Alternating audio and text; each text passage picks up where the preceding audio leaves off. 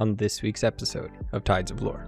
They gotta be bad every now and then. If you don't act quickly, the Horde will lose their foothold in this land. The swamps of Florida. Oh, I'm sure that it is. Every goblin quest is very important. It sounds cool. Those druids that we've always been neutral with, they're enemies of the state. Kindness is weakness. Maybe the lesser races of Azeroth, not Whoa. as much as Did we not kill her? the one who basically gave the command to have Camp Taurajo razed to the ground and all of its people killed. We know where he's at, so let's go get him. Every episode of Tides of Lore is made possible by our amazing Patreons. Thank you so much to Xander Harris, Jake Hilpert, Pewter City Gym Leader, Arulianis, JT Tech, Johnny Clash, The Away Fan, Insolent FTW, Bubba BSE, Arez Jerry, Watto21, and Mo. Your guys' support truly means the world to us and helps us to expand this channel far further than it would have ever been able to reach before. If you would like to join the Tide, consider joining the Tide at patreon.com/tidesoflore. Hello everybody and welcome back to the 51st episode of Tides of Lore. My name is Robert Silva. I'm one half of your host team, joined as always by my good friend Tim. How you doing this week, Tim? Doing good, man. I've been streaming a lot. Tune into the Tides of Lore stream. It's been a holler. We've been doing a lot of hardcore. I got the solo rogue I'm playing. I'm playing mostly by myself, but I'll do dungeon stuff with the group. And we're playing other characters. I have my hunter, you have your warrior, Bub has his shaman, Manny has his mage, and we're doing kind of a level cap thing where we each get to a certain level and then we all do a dungeon together. And it's been a great time. It's been a great time. Some funny instances, some close calls, but tune into the stream. I've been consistent too. Streaming, Yeah. I don't know, half the week. Every other day? I don't know. Something like that. Definitely say at least every other day, yeah. Something like that. So tune into the stream. Message us in the group chat today. Yeah, I'm 32. I'm ready to go whenever you are. Us? What the fuck? Yeah, I was 32 yesterday. I know. But yeah, tune into the stream. Anything else exciting going on in life that you've been up to? I'm gonna make a big move on Pokemon. We're gonna probably drop a couple G's, a couple different booster either cases or boxes. So I've been investing in Pokemon, buying the dip, right? You know, everyone's selling. It's the time to buy. It's a buyer's market right now. That's what I've been doing pretty much, though. I mean, that's actually good job on the segue, Tim. I love that. Because I did also want to ask you guys, but Tim here, he loves collecting Pokemon cards. He loves playing Pokemon, doing all sorts of things that involve that. I like Pokemon, not to that degree, but I still am like heavily invested in things like music, as well as like plenty of other like anime, TV shows, pretty much anything fantasy or sci-fi. And that got me thinking, like, what do you guys like enjoy outside of just World of Warcraft? Because obviously World of Warcraft is the binding agent that brings us all together. But, you know, I'm curious, what is your other things that you get up to, at the very least, that you most identify with? I'm not here, and I mean, I think I'll just take over from here as well, because yeah, I haven't been up to much. We skipped last week. Skipped feels like a bad thing to say. We took a break last week. I needed a break last week. Rob hates his fans. He said, you know what, they don't deserve another episode, so we're just gonna not make any episodes till we get more comments. And look, you guys came out, you guys commented, so thank you. It was the long con. No, I was just a bit burnt out. I had some family stuff last week, taking care of my fiance while she was dealing with some after effects of going to the dentist, which is always, you know, the most thrilling experience. But I have not been doing too much outside of that. Just been hanging out with her. I've been started playing a little bit of Peak with her. I started watching the show Severance, which I don't think Tim's even ever heard of, but I've heard quite good things. I watched the first episode. Seems really interesting. So I'll give you an update on that should we continue onwards. But yeah, I mostly took a step back, like outside of getting on Discord to play games with friends. I was just like, you know, I don't really want to look at social medias or analytics or anything like that right now. I think I just need to focus on the go touch some fucking grass. That's what I needed to do, okay? So, with my grass firmly grasped, we're back. Feeling good. I'm actually really excited to be here today. I was really excited to get all of this episode written up. Excited to do some of the... Oh, yes, the 1 year anniversary for the channel is in 2 days. I don't really know why we ever decided to drop this episode right in the middle of holidays. Or Especially start this channel right in the middle of holidays. Both our jobs suck during the holidays. I know. Especially during that time. Yeah. So, but here we are. About to pass. I mean, for us, it's going to be in 2 days. For y'all, it's going to be like 5 days ago. So, I mean, that's just crazy. And Post-happy we 1 have year. happy 1 year. Shouts out to all of our Patreons who have helped us to continue to build this channel. All of our amazing, just regular subscribers who have helped us to build this channel. Shouts out to all of our friends who have shared this with all of their friends and have supported us for so long. It really does mean a lot. From the moment that we said, hey, we're starting this little passion project, you should help and, check it out. Give us a like, to all that it's become now and all that I plan for it to be in the future and am going to see it become. Thank you guys. It really means the world to us. And Tim, you got anything you want to say about the 1 year? Are you calling your shot? Calling my shot? Should I? I don't know. Okay. You could. So they announced BlizzCon tickets this year, right? And I was like, well, I'm not paying $350, $400, whatever the fuck it is to go to BlizzCon. But you know what? Not to stroke my own shit or anything like that. But they also opened up an application for creators to be able to attend. So, hey, we threw our hat in the ring. We did. We sent them our info. I don't think we're getting I don't this think year. anything's going to come from it. I'm pretty sure. Pretty sure they're going to laugh us off the stage. But hey, you know what? That is the goal. We're really hoping by, I think it's September or August of next year, we get invited to BlizzCon. That would be cool. I don't know if it's going to happen. It's a cool little goal, though. We'll set the bar high. If we miss it, oh well. But yeah, that is our shot that we're trying to call. See us at BlizzCon 2026. When I'm calling my other shot that they announce either a revamp or Heroes of the Storm 2. Anyway, yeah, that's pretty much all that we had going for us last week. Last week in the podcast, we ended up discussing, or I guess 2 weeks ago rather, in the podcast, we ended up discussing the events Ashenvale as well as, or not Ashenvale, we ended up discussing the events of the Northern Barrens as well as the Stone Talon Mountains and kind of the Horde conflict as you make your way through that during the Cataclysm. Tim, what do you really remember about last week? Or, again, 2 weeks ago. Oh, it was so long ago, dude. Half a month. I remember it was the revamp of Stone Talon. Oh, there's some Horde commander out there running that, John. What's his name? Cromgar. I remember doing a bunch of bullshit for him. I don't remember the specifics too much though. Well, help me out. To polish your mind and to polish everyone else's, a lot of the Northern Barrens stuff was just kind of general early RPG stuff where it's like, hey, go protect our guys from these guys. You dealt with some centaur and you dealt with some pirates. But then, yes, as you make your way into the Stone Talon Mountains, you are faced with being part of Cromgar's campaign to firmly establish a stronghold within Stone Talon for the Horde, for Garrosh Hellscream. And you end up, well, fighting a lot of battles and winning them, but then they kind of lose the plot. They start being like, hey, those druids that we've always been neutral with, they're enemies of the state. And eventually they're like, no, we're not. And he's like, yes, you are. So he blows them the fuck up.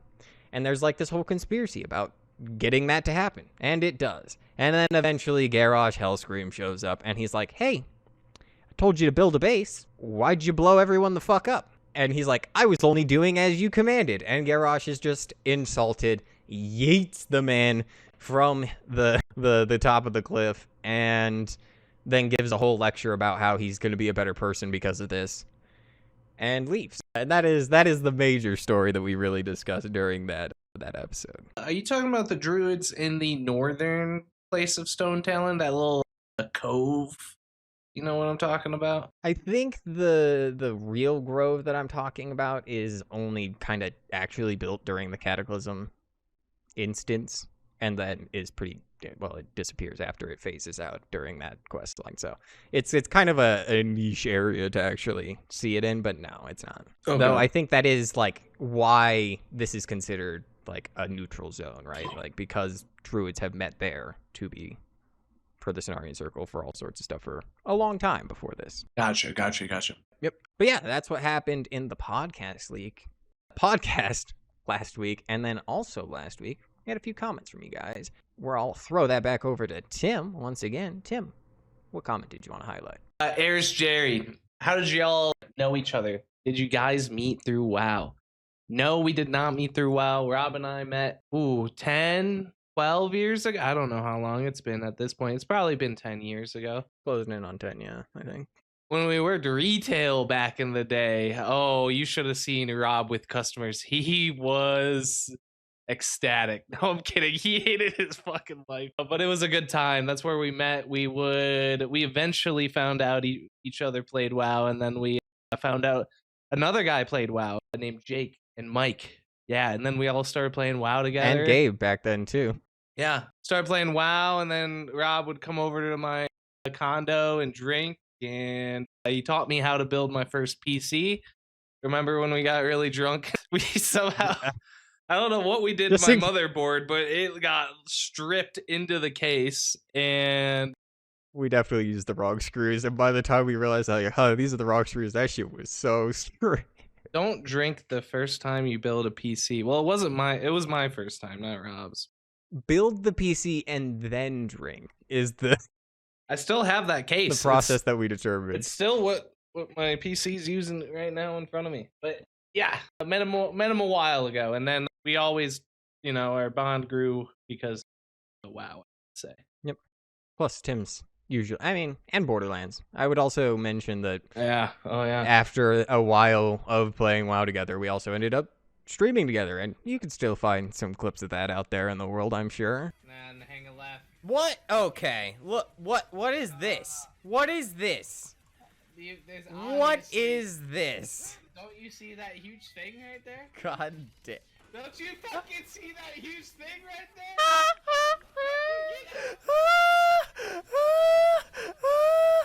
You are terrible. I'm getting out. Fuck you. I hate you. I was telling the story of that mainly last night or the other night. Borderlands. When you drank so much you left the stream on. Well, we'll leave it at that. Yeah. Those were funny times. I definitely couldn't drink that much anymore. You would have me, I would go down twice and be like, Tim, I'm calling the stream. I don't drink that much anymore, But yes, thank you so much for that comment. It is, I always like to tell the tale of Timothy Warcraft. And I wanted to highlight Raelian over on Spotify saying the big 5-0, way to go boys. I'd never played anything in the Warcraft universe aside from a little bit of Hearthstone until earlier this year when me and my lady were looking for a game to play together. She lost interest, but it became my obsession. I'm on WoW most days, 3 out of 4 done with the Chronicles. It's okay, the 4th one's really not that good. And soaking up as much lore as I can. Still feel very lost with a lot of the in-game metas and do's and don'ts, but Lemix helped me a ton. Keep it up, fellas. I can't wait for the guild. The guild is still coming. I was also part of the... But I was saying on the stream, I'm just going to send it, dude, and make the guild. You're so busy. I got the time. I'll make the guild. We're going to make it on Moonguard. Probably Alliance, but you could be Horde. Yep. You cool with Moonguard? That seems like the server to could be on, man. No, it's so fun. I'm gonna touch on this comment a bit more in just a sec, but yeah, recently there was somebody who commented on Reddit. They were like, "Why is Emerald Dream is WoW dead?" And they were like, "I logged onto my old server of Emerald Dream, and there was nobody. It was a ghost town." And I'm like, "Yeah, Emerald Dream is a ghost town." We left Emerald Dream. Exactly. I was like, when I tell you that going from Emerald Dream to Moonguard is a night and day difference, and I know it's like har Moonguard because of the reputation it has, but genuinely, if you want like the most active community on retail WoW, it's on Moonguard. So that's where we're gonna go. So yep, that's what we'll be. We're going to get that set up. Certainly we'll have one set up for TBC as well as we make our way into I'll do that. it later today. Sounds good. We're going to set up some other stream stuff later today as well, so that'll be fun. Okay. But yes, I also wanted to touch on the I never touched anything in Warcraft aside from Hearthstone, because Hearthstone is actually what I think really kind of cultivated my desire to learn about the lore. Because you would play that Alex Strazza card, and she would be like, she would say some crazy line, and it would play some dramatic music. I'd be like, whoa, this is cool. Like, what about this character? And then I would look into that character, and obviously I'd have no context, and I'd be like, who's this Bolvar 4-dragon guy? What's all this death winging going on? And it is what eventually also really pushed me to be like, all right, maybe I should really treat WoW as more than just a number simulator. But yes, I also am sorry to hear that your lady dropped off. I've been trying to get my fiance to start trying WoW. I've had her help me do transmogs on my characters before, and she's enjoyed that. So I think I can get her. I think I can turn with her into a housing. transmog With collector. housing, she might like housing. Like make your own little house. And dude, we're gonna make a neighborhood too. Oh, that's gonna be cool. We can have like Tides of Lore parties. Tides of Lore. Yeah. Tides of Lore hype. Yeah, it's gonna be fun. They have so much potential to do good with this. I will say I'm really fucking frustrated with their stupid ass announcement of Hearthsteel, but I'm not gonna go into my rant on that. Feels very predatory to me. I can't even necessarily blame Microsoft. They did all this shit back with Hearthstone too. But you know what? I think when we do, I've been trying to get back to do the Seaside reply as well. When we do our next episode of that, you'll probably hear my rant about Hearthsteel. But we are already 20 minutes into this episode, so we're going to get to this episode. So let's just jump into that. Hey, Tim, did you know that Tides of Lore is a Patreon now? Oh, yeah? What do I get if I throw some support on Patreon? You'll get ad-free episodes, a member shout-out, live stream access, and exclusive VODs, the full package. So basically, skip the ads, get your name in the show, and help us keep telling Warcraft stories? Exactly. Join the Tide at patreon.com/tidesoflore. Starting with, you remember our first character that we made during this Cataclysm story that we made, our wonderful level 5 orc who made his way through Durotar and Ashenvale and eventually down into Stone Talon? Yeah, Bonk Jr. Bonk Jr. Bonk Jr. after his Bonk Sr. died a horrible death to, what was it? The Fizzle? Yeah. His father, he's lived to avenge his father in the caves that Fizzle inhabited, and he's made his way through a great now he's all the way in the Southern Barrens. He's a level 30 warrior. He is, starting to feel pretty good. I don't remember how warriors were in Cataclysm, but hopefully they felt pretty good by 30. I think that's when you got Heroic Leap. It was in Cata. I thought that was Rad. I could be wrong. No, I don't think it was Rad. Anyway, you're out here in this fractured wasteland. Again, split by this massive chasm, this once giant zone that has this oozing wound of lava and damage caused by that great dragon Deathwing as he flew over and broke everything. But that's not the problem right now. See, the Northern Barrens, it had a bit of a problem with the wildlife and the centaur and some of what, I don't know, you would call maybe the lesser races of Azeroth. Not as much as the more tribal, the more tribalistic races of Azeroth. That's racist. But here in the Southern Barrens, we got real fucking problems. The Alliance. Because actually, as we mentioned, again, a very long time ago, probably like 10 episodes ago now, literally the day before the Cataclysm broke everything, the Alliance actually launched an expedition into Durotar and into the Barrens to try and secure land for a more permanent assault. As we remember, all the way back during the Battle of the Undercity, Varian said to Thrall, hey, just so we're clear, I'm going to kill all of you guys now. Like, the Wrathgate was the last straw. And then they handled the Lich King and all that. But still, his number one priority now that that's over with is y'all have to die. Even if his sons maybe like, maybe they don't have to die. He's like, I don't know, son. They kind of be attacking us. I think they have to die. But you're not going to let that happen because you are the greatest level 30 orc since the last level 30 orc. So you make your way into the Southern Barrens. You are then tasked with eliminating Alliance patrols that are threatening the Horde supply chain, as well as recovering wounded tauren hunting parties. And as you look around, the war's toll is evident in every survivor that you encounter.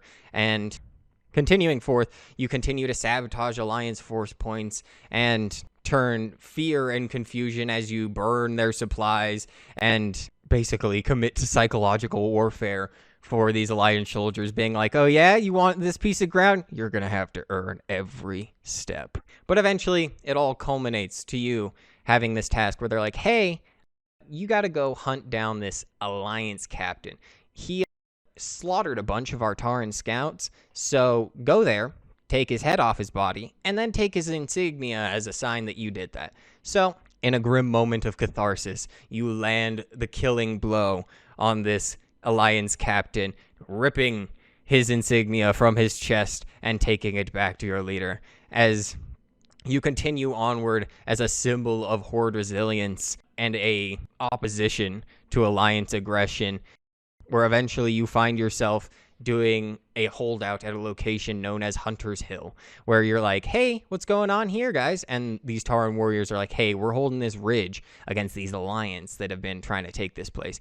We need help. You're like, you called the right guy. So you hold the line. You fight off wave after wave of these Alliance as they crash into your hill, and with a determined force, you batter them back, holding the line and holding yourself victorious at the end as well. But enough playing on the back foot. It's time to start playing on the front foot. You need to go into Alliance camps and you need to start putting torches to munitions and start tearing down banners. So you go. You do that. And after you fought off all of these enemies trying to stop you, the message is clear that the Horde is watching, striking. The Horde is unbroken. And again, if you want this land, you're gonna have to come and get it. But that's where you come to the low road. The near southern end of what is known as the Gold Road. Once this thriving trade route for millennia for the Night Elves, once a thriving trade route also for the Taurens, now is in complete disarray. It is a graveyard of shattered carts and splintered crates. As you go, you've been commanded by the Horde command to retrieve lost critical maps that they say are critical to stabilizing the front, and you creep through this area, trying your best to scatter the enemy and sabotage their instruments, denying them any knowledge that they need to continue to make their way through the Barrens. And while you take your maps back to your people, you know that the ones who knows the land can dictate the future of it. But that is where you get a bit of a lull, and you actually are tasked with going to aid somebody who we've seen before. So they're like, hey, there's recently also been this like overgrowth of plant life, and we don't really know why. It seems magical in nature, so we're going to have you go check that out. So you're like, all right, cool. You go to this overgrowth and you go to check it out, and you encounter Gnarlex. In my folly, I have sown chaos. The druid who is sleeping within the Wailing Caverns. Well, in this version of the Barrens, he's woken up, he's done his stuff in the Wailing Caverns, and he's determined now that being outside, that the Emerald Nightmare is beginning to seep into the Barrens, which we kind of knew, but he's like, that's a problem, we got to do something about it. Can I trust you to help me to do that? And you're like, of course. You said 30 silver? Sure. So you go. You begin to fight off some of these creatures that are trying to attack him, as well as begin to aid him in casting the spell that eventually does manage to seal the Emerald Nightmare from pouring into this area of the waking world. With that, he daps you up, probably goes to leave because it's got to be not the safest neighborhood for a Night Elf Druid these days. Is Gnarlex pretty strong? Because I was just doing this in hardcore the other day, and he literally has a disciple. You know, he's the guy at the front of Wailing Caverns when he come in. A disciple of Gnarlex. Yep. Is he a pretty powerful guy to have disciples? Yep. So back during the Storm Rage novel is like the first time outside of the game that we really get much lore about him, and we do know that he is very powerful, and he's also like one of the pretty much like older druids amongst the Cenarian Circle. Like him. When Fandral ends up attacking Gnarlex and Brawl, it's not because he attacked Brawl necessarily that a bunch of the druids began to turn on him. It's because he attacked Gnarlex, and that's how much like respect he has amongst their society as well. That's pretty cool. But you continue south after aiding him, where you then find Vendetta Point, this area that rises from the dust like a wounded memory. These tents hastily pitched, weapons stacked, and Tauren survivors gathered in tense circles, their eyes drifting constantly towards the charred skeleton of their once home known as Camp Taurajo. And this is probably one of the more controversial things that the Alliance has done, and we'll get into it because there is like more of a detailed quest that goes into it. But yes, as you go there, you're like, hey, what's going on with you guys? And they're like, we've been fighting with the Alliance. They came through, killed a bunch of us. We need help to deal with them. You're like, that's why I'm here. They're like, I don't know. You don't look like you got that killer instinct in you. Prove it. And you're like, okay, what do you want me to do? And they said, go out into the wilderness and murder 8 lions. And you say, child's play, brother. You go out into the wilderness, you kill 8 lions, you come back, and they're like, now you have the eye of a killer. And you're just like, I don't think you realize how many people died to get me here. But as you prepare to continue your campaign, there is something else that's going on, particularly the Warlord Garduel that has been leading this campaign in the Southern Barrens. Well, calls come down from Orgrimmar. You've done a shit job. Garrosh Hellscream is displeased. You're lucky if you don't get thrown off a cliff. You've lost your position. Get the fuck out. And that's where we get a new replacement warlord by the name of Warlord Bloodhilt. And he's like, hey, I'm not a sissy baby like that last guy that was here. We're going to win. I'm expecting results. You're not going to be dead weight here. So you better get out there and start pulling. And you're like, okay. So you go to this area known as the Fields of Blood, which is basically the line where the Horde settlements meet what is Northwatch Hold and the main Alliance settlement. And you go through these grasslands one by one, shadowing these Alliance patrols, ambushing them, and leaving their bodies cooling beneath the barren sun. As you take their badges one after another as a symbol for Warlord Bloodhilt that you have upheld your side of this bargain. And as you go back, you present him with all your shiny medals, and he's like, yes, this is the initiative that I expect from my campaign. This is what we do. We're not playing on the back foot anymore. We are taking land. So you ride out. Your next mission is to go and capture basically the hill over and hold it while the Alliance come to attack you, because he's certain they're going to come attack you. So you go. You plant your banner down deep into the broken earth atop this contested rise, and you tell the enemy, come and get me. And almost immediately, they spawn in, and they come to get you. As they begin surging uphill in these relentless waves, you fight on, not elegantly nor cleanly. You stubbornly, gruelingly, inch by inch, fight off enemy after enemy, standing your ground, because stepping back to you means losing everything you've bled to secure. And in that moment, you turn the tide, and for the first time in this campaign, you've carved a line in the dirt and dared the Alliance to try and cross it. And, well, no good deed goes unpunished, because for your reward, the Alliance brings forth siege engines. They're like, I don't gotta worry about you if I just turn you into a puddle. So these lumbering machines designed to pulverize your positions are getting hauled into position on the Fields of Blood, and if they're allowed to fire, your hard-won foothold will crumble into nothing but splinters beneath your feet.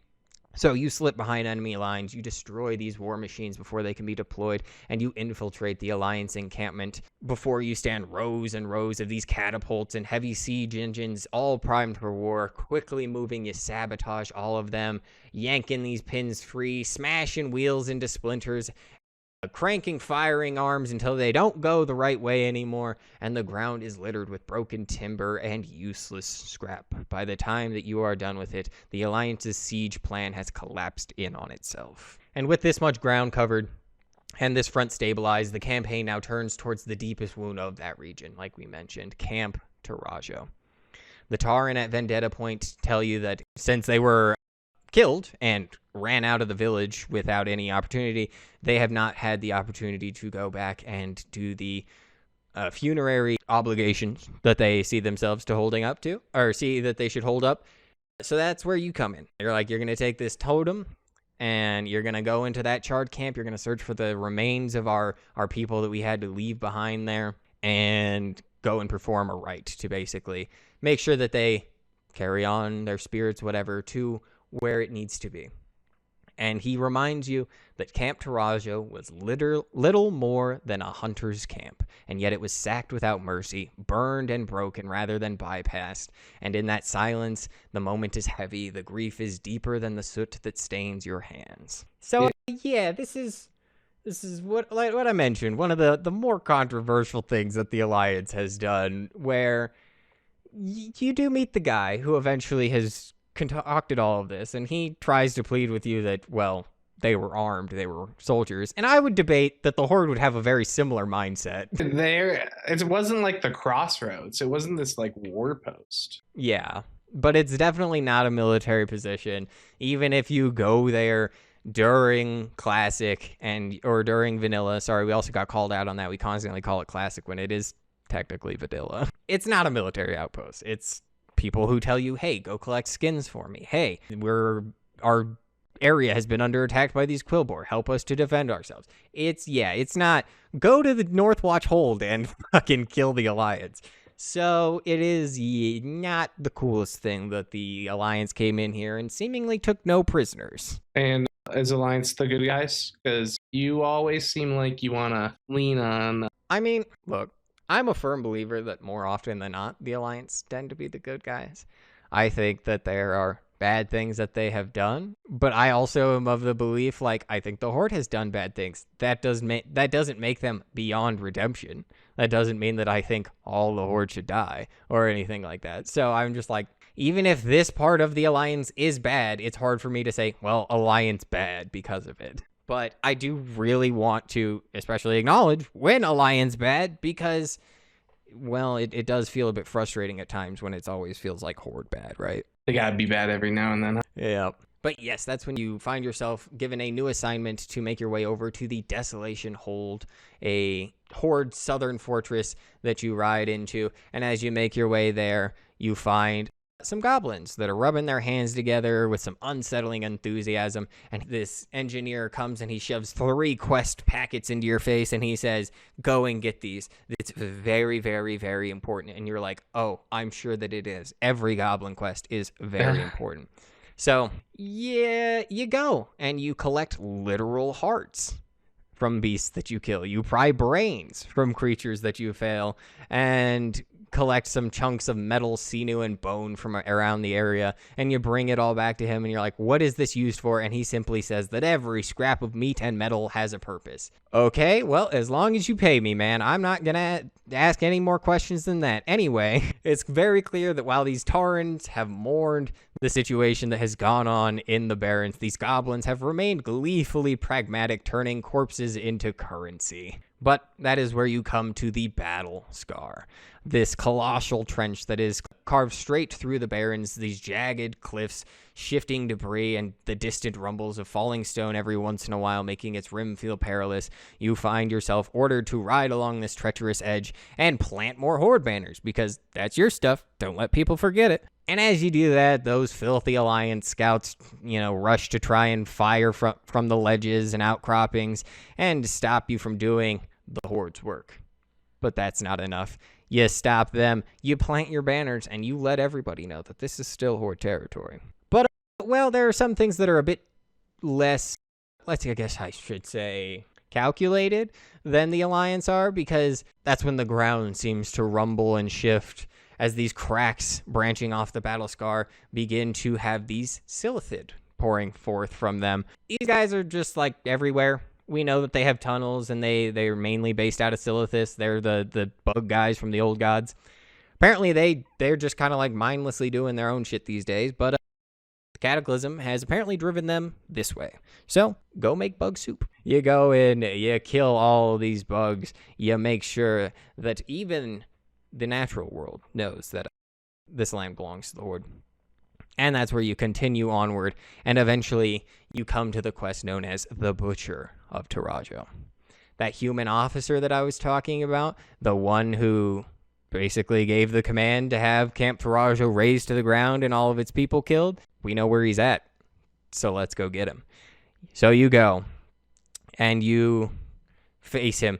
And when you do, like I said, he tells you a different story. He says to him that it was a military liability, that the Hunter's camp could have sheltered Horde operatives and weapons, and he insists that it was necessary, that it was a strategic controlled attack, not a massacre, not cruelty.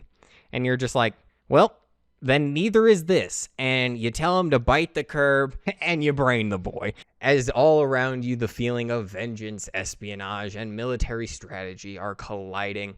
Now, your next target coming down from Horde Command, Baal Modan. This small dwarven outpost at the very south end of the Barrens, where you begin making your way inside, helping a goblin to get free, as well as sabotaging the dwarves' position here. It all comes to its climax where you help this goblin weasel enact his meticulously crafted plan as you infiltrate the dwarven horde, the center of the dwarven hold. This massive artillery shell is at the heart of it, and he rigs it to overload. You all run out of there, and it all goes up in flames just in time as you escape. And unfortunately, only you escape, because you look back and you're like, haha, we sure got him, Weasel. And you look back and you're like, oh no, Weasel. As yeah, he's dead. He blew himself up in that blast. But you know what? I respect a horde or a goblin that would give his life for the horde like that. He's a real one. As Baal Dun's ruins are in smolder, you then find a figure known as Gan Stonespire, a tauren who has been shot by one of these dwarves, helping him to remove this dwarven slug from his chest. A grotesque reminder of the battle he fought. He just tells you, hey, if you could take this over to my family, I would really appreciate that. And you're like, where's your family? And they're like, oh, they're right next door in this zone known as the Dustwallow Marsh. And with that, your path is set. You make your way over to the east of the Southern Barrens, where eventually you find yourself coming into the Dustwallow Marsh. Particularly, you find yourself arriving in the Horde location known as the Brackenwall Village. And Brackenwall is really interesting because it is one of the few signs that we get of the Horde actually having ogres as part of its faction. Well, yeah. Because the Stonemaul ogres are part of the Horde, and they have been since the end of Warcraft 3 when Rexxar brings them into the fold. But for a very long time, Blizzard just kind of didn't pretend they didn't exist. And they still do that. But at least during Cataclysm, they're like, maybe we should throw them a bone. Maybe we should pretend they exist. Well, didn't they, the whole thing was they enslaved the orcs, so it's like, why would the orcs want to be with them, you know? Yes and no. Yes, because that did happen. No, because you guys worked together when you came through the Dark Portal in the first place. Yeah, and I guess there's crazier things that have happened in the world. I mean, look at America and their history and where we're at now. So I don't know, well, maybe. I mean, even just to like keep it in WoW, like if trolls and blood elves can be part of the same faction, the ogres can be part of the Horde. But yes, you arrive in this village, and it's not. You're not greeted with ogre roars or celebration like you were expecting. The usual chorus of this swamp is just the sound of bubbling muck off in the distance. And you go up and you're like, hey, what's going on? Why is everyone being so mopey these days? They're like, these Alliance spies have infiltrated the marsh, and apparently they got eyes on us at all times. And they've been taking their findings back to Theramore. We're getting kind of stressed that we might get our ass beat by a bunch of Alliance here in a second. And you're like, okay. So you track them down one by one, hunt them down, and before they can return to Theramore with their findings, you silence them. But removing the scouts is not enough. The Horde seeks pressure, not just parity. So your next mission takes you towards the coastline of Theramore itself, where the docks bustle with activity, these Alliance workers moving crates of supplies destined for all sorts of different locations. Probably Menethil Harbor. But actually, I think Menethil Harbor's fucking gone after the Cataclysm. I could be wrong. Yeah, it happened. Yeah. Because the dam breaks. Sometime within. Yeah. Where the fuck was I? But the cannon, your task is simple: to undermine their logistics without drawing the full city's wrath. So you break into the dockyards, you sabotage their crates, you disrupt their shipping manifests, and ultimately eliminate key workers as their shipments falter and their schedules unravel. Theramore begins to suspect your sabotage, but it is too late. Just as they begin to think about begin to realize what's going on, you've already fled off into the distance. Not only that, you fled with a very crucial report that you managed to get, and you take it back to the Brackenwall village. And they're like, hey, this is telling us that apparently there's this transport ship that's over on the marsh's edge. Never reached Theramore, apparently. It's got some good stuff on it, so we should go get it. You go. You get your stuff. And with all of that, you come back to the Brackenwall village, and you're still, again, expecting these Stonemaul to turn up. Have a good time, my guys. And they kind of are, actually, but you've begun to realize that maybe these guys turn up a little bit too much, and that's part of the problem. Because you go to their overlord, a man by the name of Morok, and you go up to him and you're like, hey, I noticed you look a little paranoid. And he's drunk, and he's like, hey, I noticed that you should shut the fuck up. I'm trying to turn up. And don't you work for the Horde? Oh, yeah. Anyway, I got a task for you. Go and get all of my missing treasures. And you're like, okay. So you go, and you go collect these missing treasures that he says are so important. And it's a keg of ale, and a strong box, and some lunch. And that's when you've begun to realize that Morok has abandoned his responsibility. That even his own warriors amongst his people have begun to whisper this amongst themselves. So, and even while this is going on, there are these darker threats that are beginning to spread throughout Dustwallow Marsh. The black dragons that have been, for the most part, unseen for a while, ever since Anixia's whole event went down with that Varian Rin guy, they've been active again.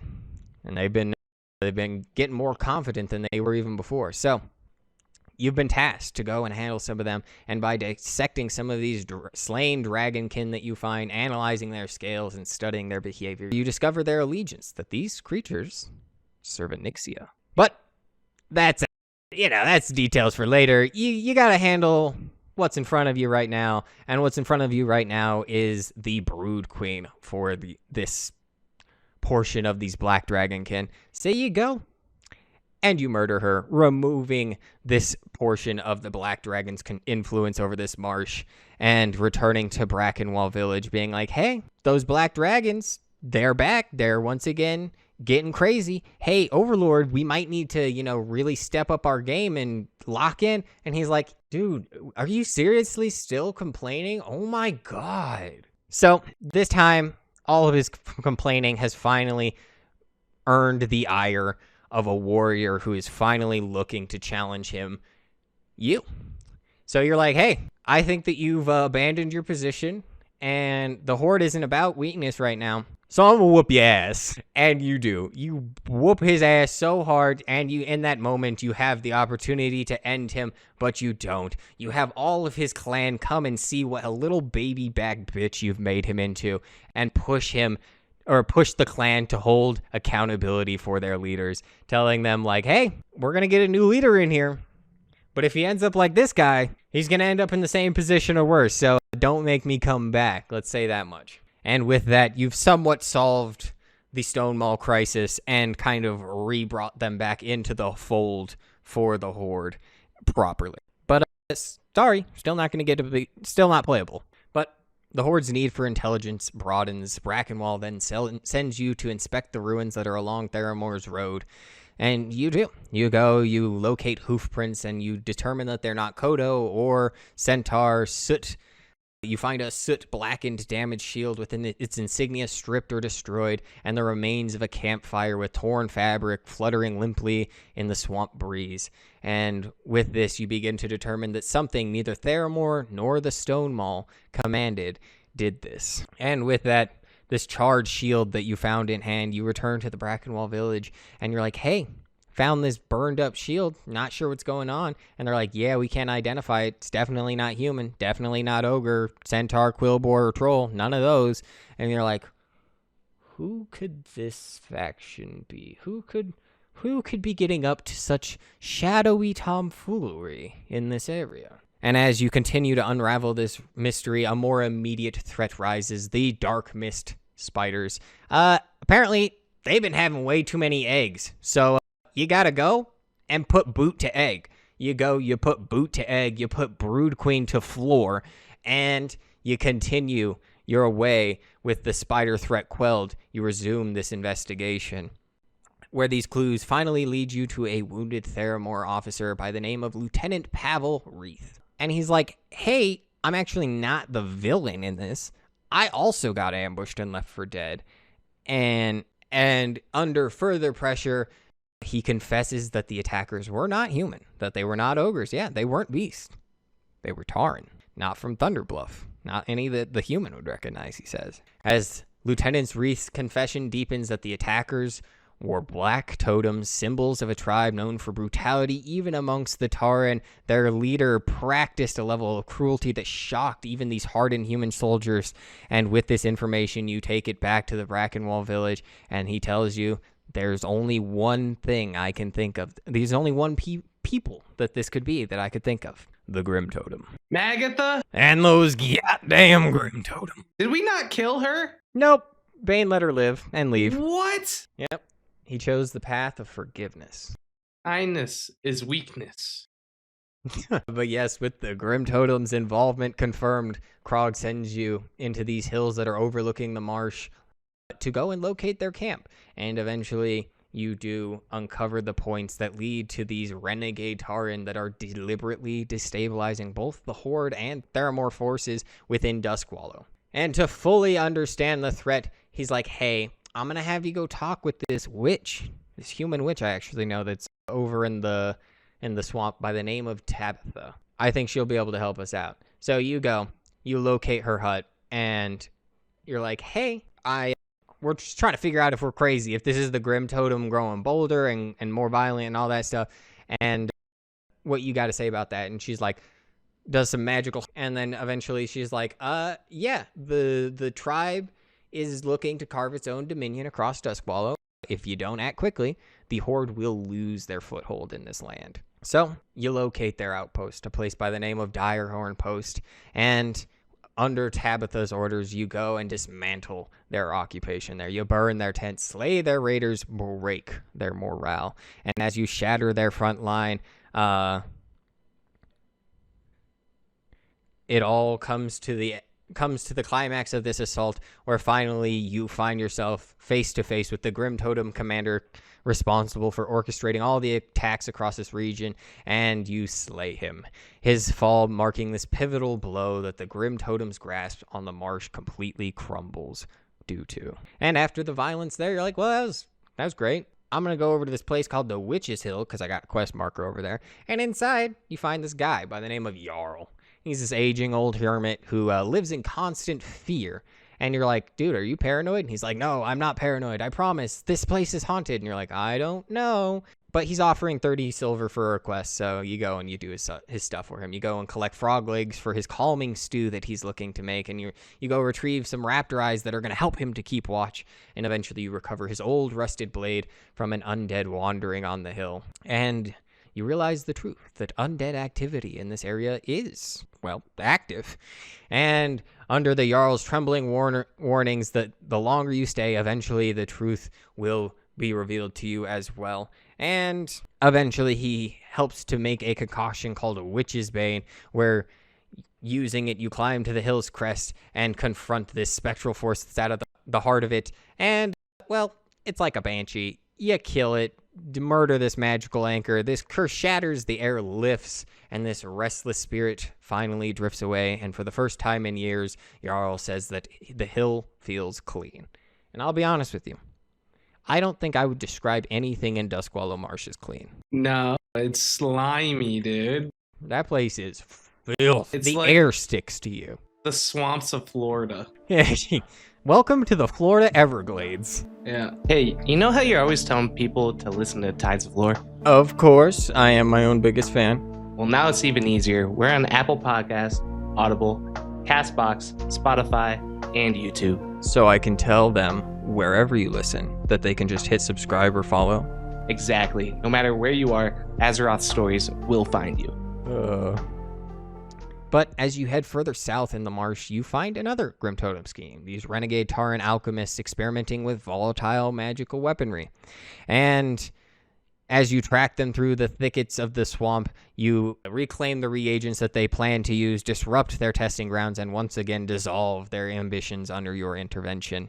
But not all Dustwallow tragedies come from war. In the swamp's cliffs, you stumble upon a wreckage of a goblin zeppelin that seems to have crashed, its hull splintered, engine steaming, and ooze dripping from its ruptured vents.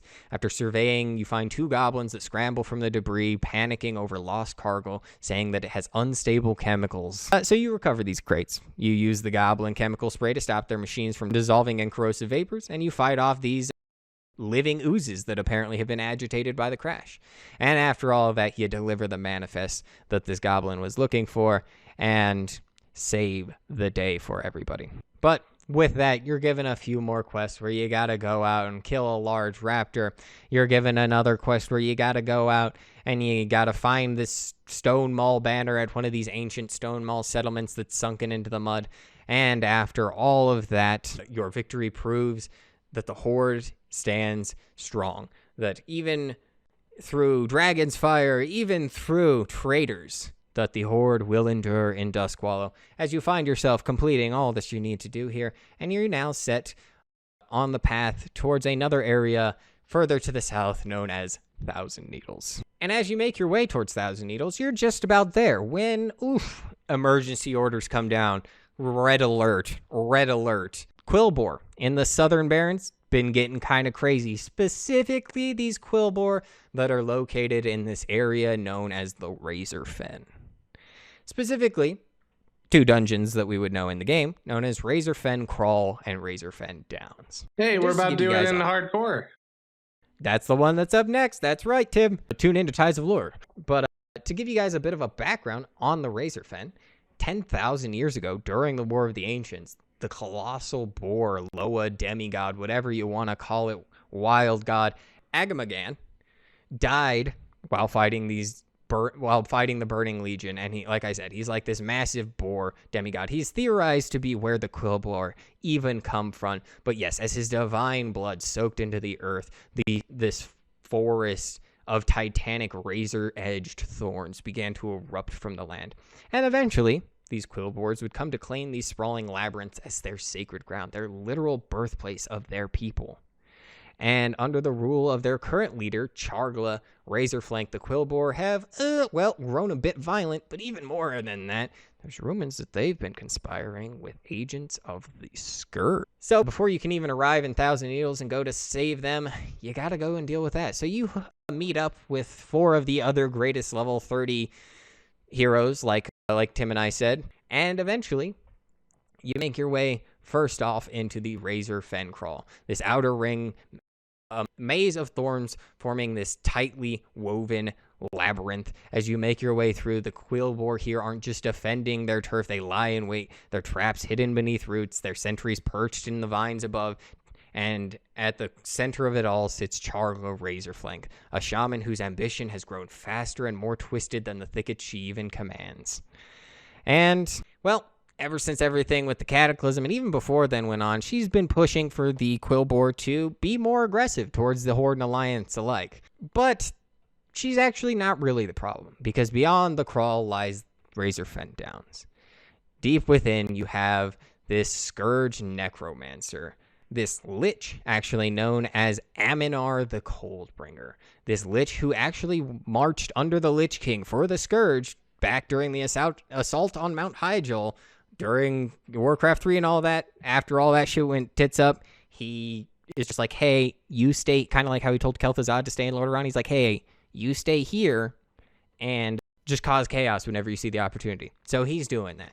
And while at first it was kind of hard to get into the good graces of the Quillboar, more and more over this time frame that he's been influencing them, they have become more and more inclined to follow a similar mindset to that of the Cult of the Damned, where eventually they form their own little faction known as the Death's Head. And, well, if they get to do any of that, this plague in the Barrens could be completely left unchecked. So you go in there, you cut down the leader of the Death's Head in Chargla, and with that, you then find yourself attacking the Lich Amniar, the Coldbringer, the architect of all of this, and as you do, slay him. I mean, all of this comes to an end, but something I did want to highlight is that it says, even as you kill Chargla, she basically says something essentially indicating like, I did want you all to die, but to be honest with you guys, the only reason it even went this far is because I'm terrified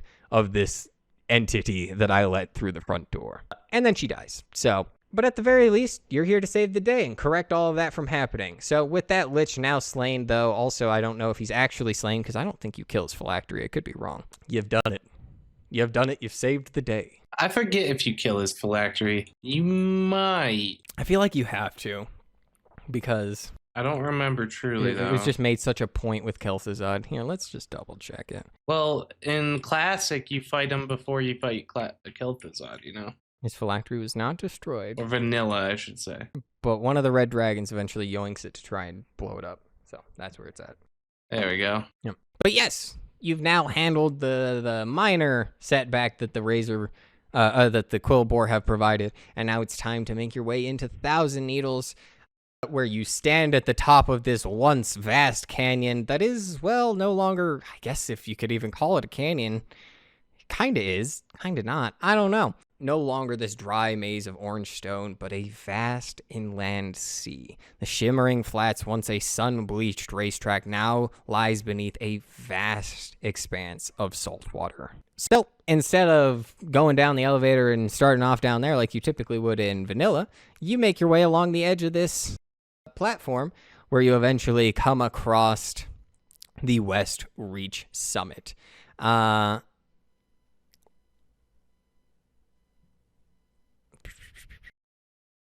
As you descend towards these docks that have been established in this small little village, the threat becomes unmistakable that more Grimtotem tauren are spilling over the ridge, setting your boats ablaze and cutting down your sentries with brutal efficiency as smoke rises from the shattered piers, burning planks bobbing from the rising tide.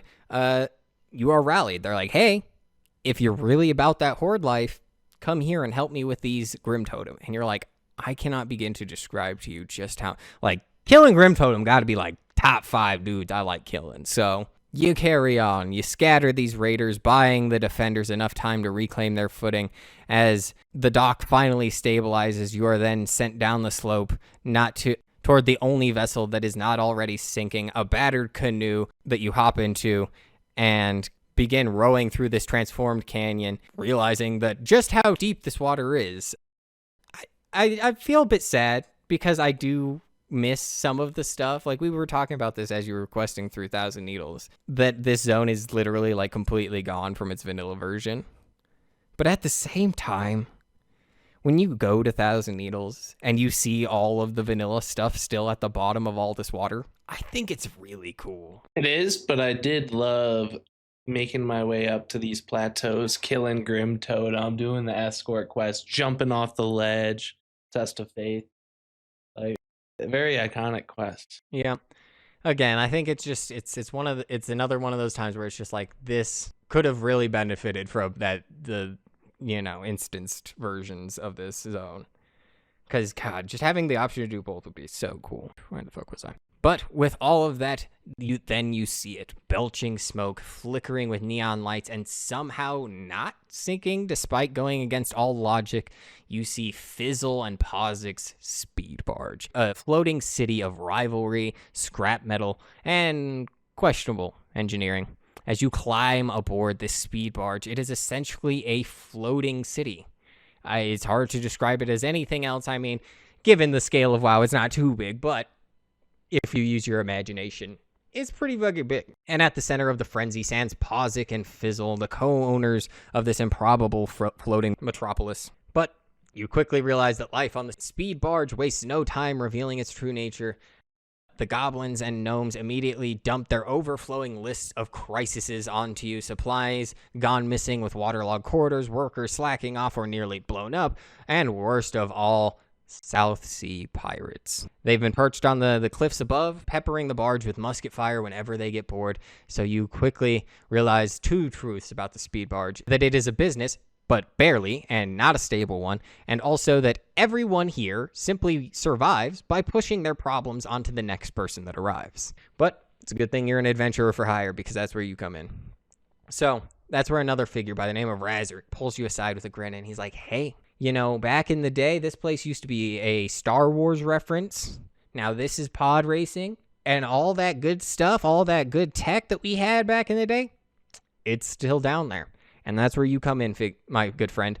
Put this helmet on, put this weight on, and hold your breath. And he pushes you into the water, and you all the way down to the depths of the shimmering flats where you find this once racetrack that was here. You go through, you collect all of these rocket car parks that you need as you make your way through, and then eventually you find yourself surfacing, and as you do, the nonsense resumes, as it usually does with goblins.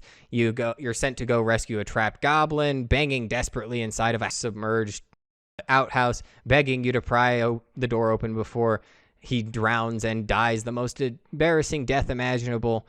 The required crowbar that you need to break it open, oh, unfortunately that got stolen by the pirates. So, he drowns, and he dies. So, you go over to the bar, and to drown out your sorrows of watching this goblin drown in a outhouse, you go to get turned, which is understandable, an understandable reaction. But as you do, you buy a bottle of grog, you smash it over a gnome's head, it triggers an all-out brawl, tables get to flipping, people get to shouting, goblins get to cheering, and you get to whooping ass, but eventually you do get out of there before, anyone realizes that's basically your fault, as the goblin morale is built on violence, alcohol, and profit, and in no particular order.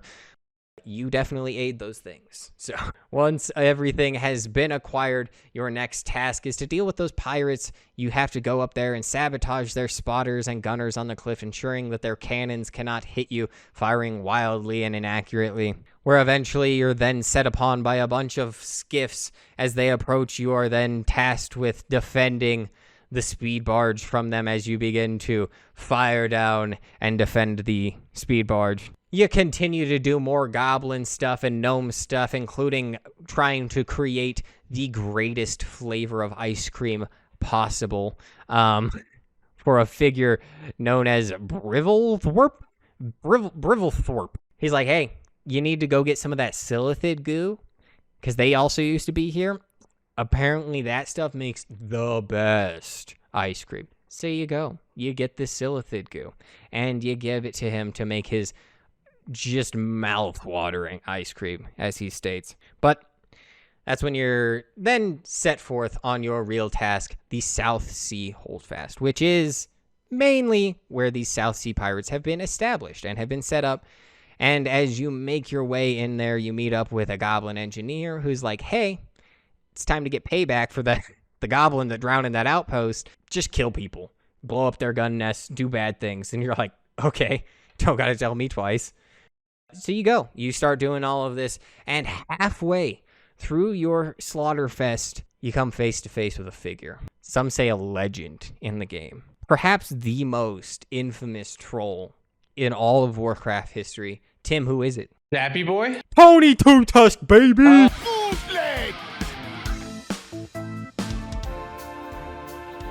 He's back! Shit. 2 tusks up, 6 toes down! Hey, yo, Tony! Yes, you come across Tony Two Tusks, who we last saw in the Northern Barrens wrestling control of the South Sea Freebooters from, what was his name? Captain Baron something?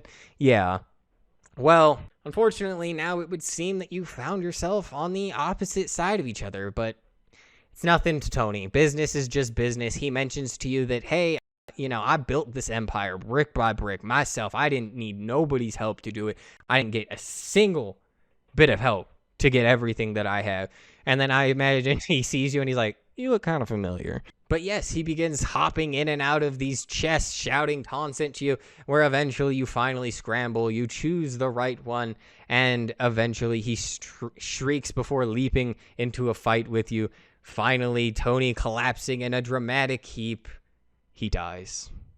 And he finally drops his rusted cage key that allows you to free your goblin companion that you even came here to get. And let's just pour one out for a real one. He did betray us in the end, but I would expect nothing less from a pirate. And he was still the greatest that had ever done it. The Two Tusk, baby. But actually, your victory does not end, Tony. As you continue to leave the holdfast, this cold presence drifts behind you.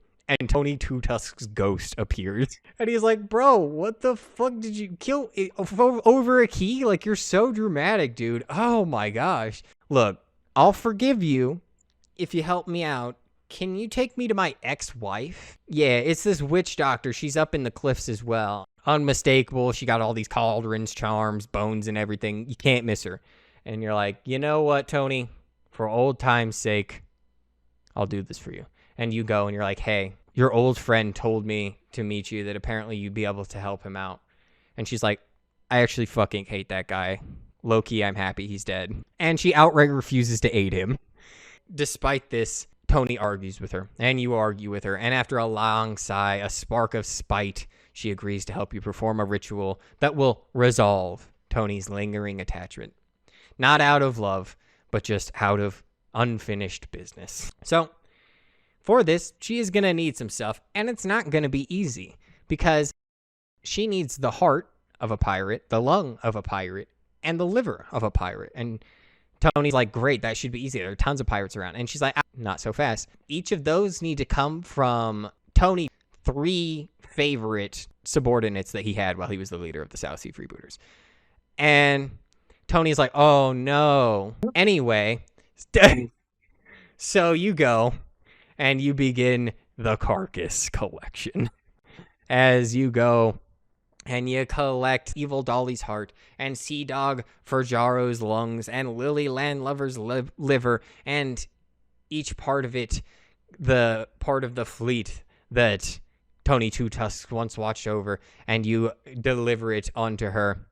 And as this ritual is nearly ready, she needs one last ingredient deep within the Shimmering Deeps, now the new name for the Shimmering Flats.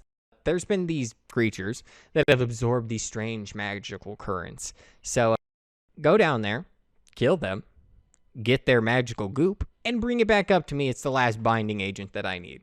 So once you've done all that, you got all these organs, these drowned beast parts, and the spiritual components, this ritual flares up, and the disturbance draws the attention of a figure known as Mad Magus Tirth. This unstable spellcaster obsessed with arcane dominance, and he arrives with a thunderclap of raw magic being like, hey, give me your magic. And people that arrive being threatening doesn't usually go too well for them. So you fight, he does all his magical stuff, and eventually you strike Tirth down, and Tony Two Tusks' ex-wife manages to complete the ritual.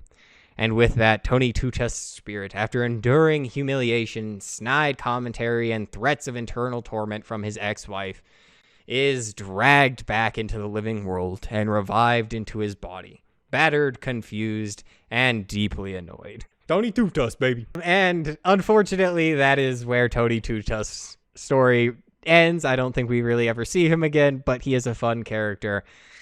I liked seeing this quest. I like seeing him come back. But we got more stuff that we got to deal with, because there is the next priority that you got. You meet up with some goblins, and they're like, hey, we have a very serious problem. I would call it life or death. And you're like, oh, no.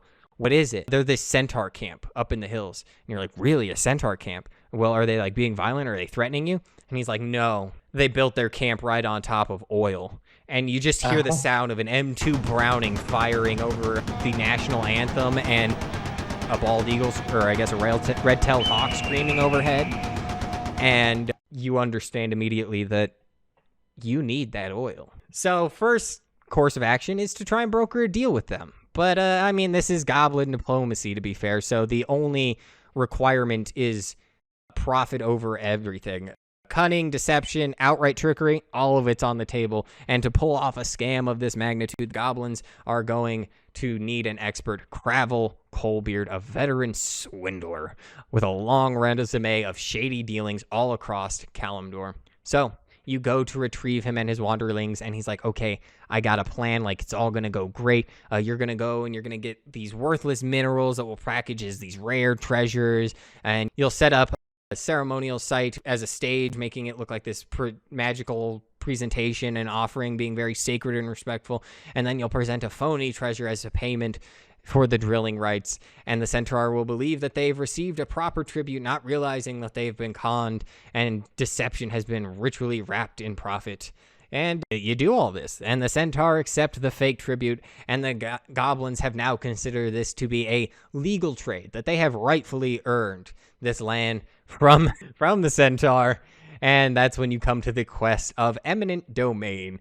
You are ordered that the drill must begin immediately churning out black gold, and you do this. And as you begin swarming the site with all this hammering and welding, the centaur aren't stupid. They know exactly what's happening. Their rage is immediate, overwhelming, and they come rushing in with spears. But the goblins like that black gold, and you do too. So you defend the drill. You fight off all of these waves of centaur just long enough to hold out and get all of the juicy oil that you could ever need. Or not ever need, but could need for the next 15 days at least. You blow one of these horns that signals for retreat as you begin rushing off back towards the speed barge with your precious black gold now in hand. And with all of that done, you are then summoned to your next task, the tauren settlement known as Freewind Post. Once this peaceful settlement atop the towering stone needle has fallen, Grimtotem banners now hanging where Cairn's totems once stood.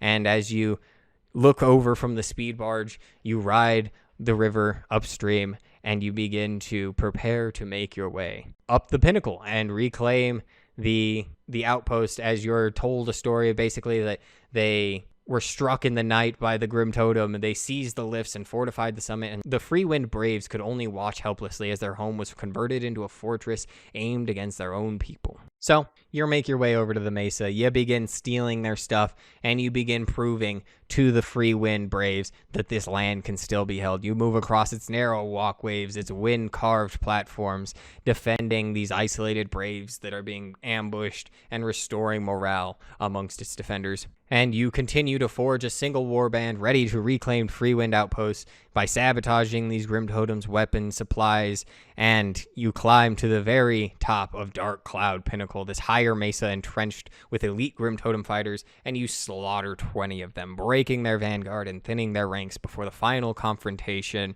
And by the time that the lifts are secured and the defenders are armed, Freewind is no longer prey. It is a staging ground for revenge. Though you do uncover a little bit of a problem. This figure by the name of Lakota Windsong, a tauren shaman, is being held prisoner by the Grimtotem, and they intend to use her as a centerpiece of a twisted ritual, so a symbolic bride of sorts, they say. And with that, you can't have that happening. So you infiltrate their highest platforms, you cut down her captors, and you free Lakota from the bindings meant to force her into this ceremony. And with that all being done, the defenders of Freewind are ready for the final rite, invoking the serpent. So you're like, what does that mean? They're like, hey, we have all of these magical artifacts, these drums and brattle of bones, like these old Grimtotem magical shamanistic artifacts, and with it, we're going to summon this figure known as Arikara, this serpentine spirit, essentially a Loa, that has historically watched over this area. And you're like, okay, cool. So you do that, and with all of that being the case, this creature arrives and is like, this place is once again under my protection. I see that your people once again have defenders in this land. Smiley face. But, again, things aren't quite done. Because recently, there's this area known as High Perch, where these wyverns usually fly around, and they have their little children, and they're happy, and the druids usually like that they're over there, and sometimes they need to be culled, but it's been a pretty healthy relationship. Unfortunately, recently, these other guys have moved in, and it's been causing a lot of trouble at High Perch. You might have heard of them. They go by the name of the Twilight's Hammer. And they've been capturing all these wyverns. They've been doing these weird experiments on them, using their nasty, nasty shadow magics. And you don't like that. So you go, you free a bunch of these pridelings, you kill a bunch of these trappers, and as word spreads quickly, the Twilight Hammer fortified encampment known as the Twilight Bulwark is your next target. As you make your way over to the Bulwark, now serving as the eyes for these tauren braves that you were previously helping to reestablish, you were instructed to gather the Twilight's Hammer robes, hood, and insignia from the slain cultists so that you can disguise yourself and begin to infiltrate amongst them. So you do this. You gather all of that stuff. You slip past all of these guards. And as you begin making your way inside, you find all of these prisoners, locals, braves, and all sorts of different heroes from all across awaiting torture, indoctrination, or sacrifice. Who knows? But you're not going to let that happen, so you move from cage to cage, unlocking the shackles, breaking cell bars, and pushing the prisoners towards escape routes carved into the canyon's edge. Some fleeing wounded, others crying in relief, but all of them saying that they owe their freedom to you. And while you're still back here, to look for a Codemaster's Code, this sort of device that is used to encrypt basically messages. And with that information, you gather these scraps and these strange runes until they reveal the key weaknesses of this code. And by retrieving them, you've been, well, unfortunately revealed yourself as more than just a person to be there, that you are an invader. And with that, the Twilight, well, they're afraid of you, and you really need to go. A saboteur is loose inside of their bulwark, freeing prisoners and stealing intelligence, and their response is going to have to be swift and vicious. As these assassins emerge from the shadows, their blades drawn and spells flaring, trying to bring you to your death, the ambush is meant to be final, but still you survive. You strike back, you claim proof of their failure, and you return to Lakota Windsong. And you're like, hey, the bulwark is reeling. The trappers are dead, and even their prisoners are freed. But unfortunately, there's still way too many of these Twilight Hammers cultists. If they ever reach a point where they're ready to mount an assault, we won't be able to handle it. So I think we actually need help from somebody else who they have in their camp. And you're like, who else do they have in their camp? I didn't see anybody. And they're just like, well, you'll find out. So you go into this camp to seek out this final prisoner. And as you make your way into this taboo territory, you find one of these Twilight prison pits where the last person you had ever hoped to see is chained within Magatha Grimtotem. Leave her chained up, dude.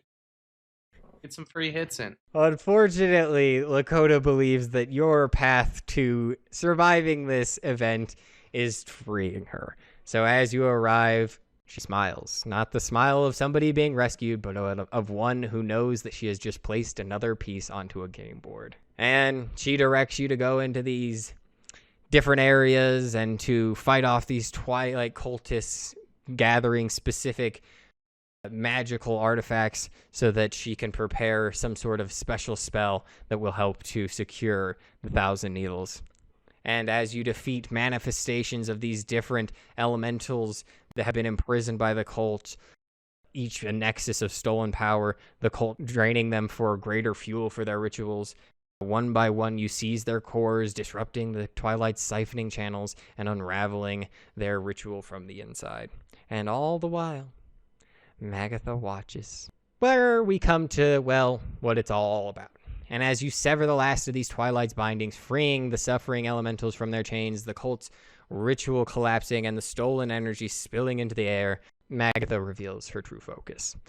She reveals now, she's like, oh yeah, I got the Rattle of Bones. Again, these are like Grimtotem artifacts. Rattle of Bones, the Writ of History, and the Drums of War. Oh, and I found this that the Twilight's Hammer had. And it's this artifact known as the Doomstone. And we realize that this is what the Twilight's Hammer were looking to empower. And she has managed to get a hold of it. Now standing empowered, what she intends to do is not made clear. But she does actually uphold her end of the bargain. She finishes her right.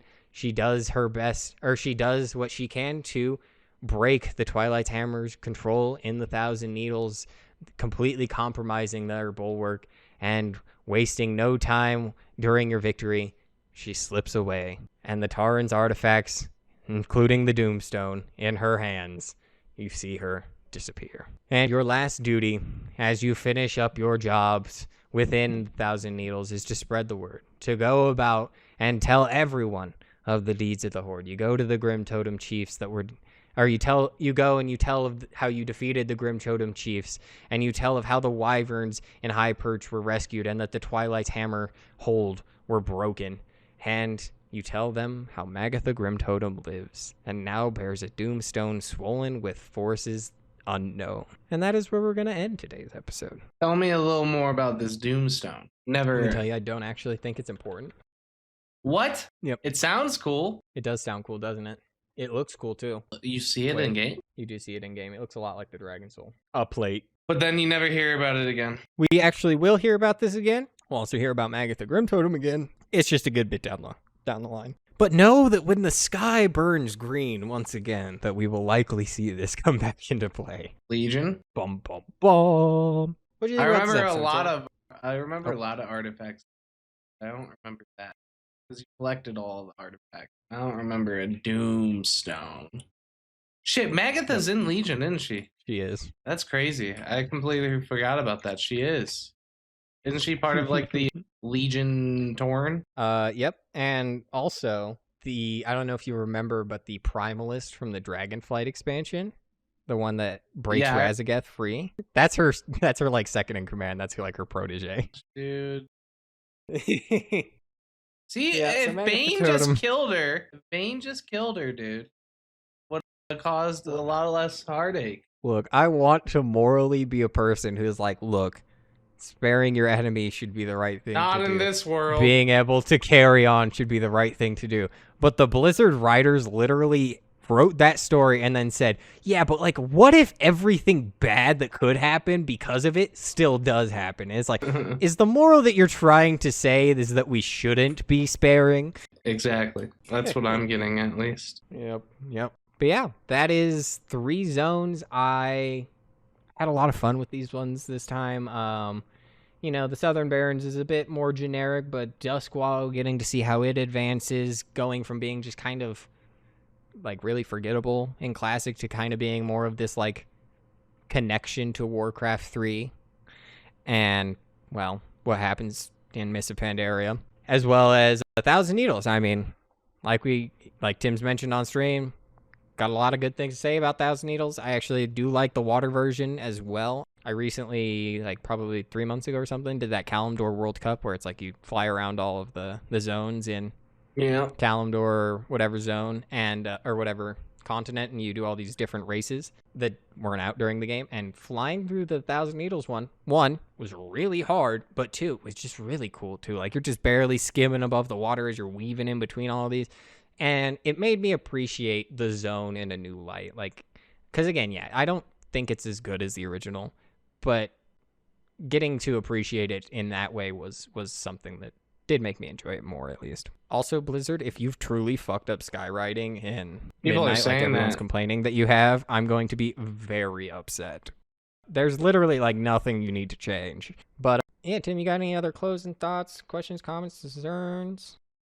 Don't think so. Alrighty, well, if you guys did make it this far, I would really appreciate it if you could leave a like or a comment on the video, or hit that hype button that allegedly exists, but I still haven't seen, so I'm thinking it's just a myth, despite how much YouTube's trying to tell me.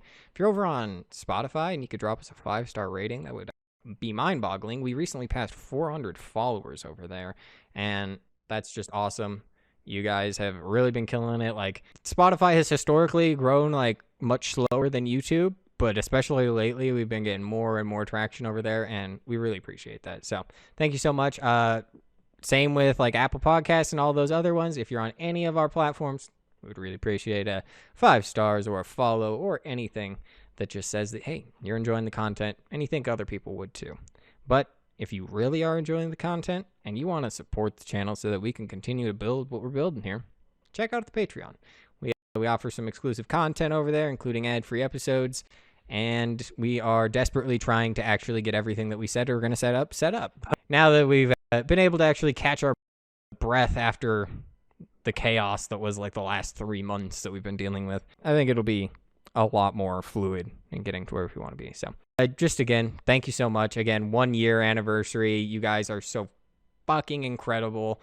This channel is so much bigger and so much more than I even could have imagined it to be this exact same time last year. And it is all thanks to your guys' amazing support. And it makes any hard work or anything that goes into this that does feel draining always feel worth it. So thank you. But that is all that we have for you today. And we'll see you guys next week. Thank you so much for making it to the end of this episode. Your guys' support truly means the world to us. If you're interested in hearing more, we have our full show on YouTube and Spotify, new episodes dropping every Tuesday. I also want to take this moment to give a special thank you to Fantasy Lo-Fi for providing the music for this episode. You can find them on YouTube at Fantasy Lo-Fi or on Spotify under Bits and Hits.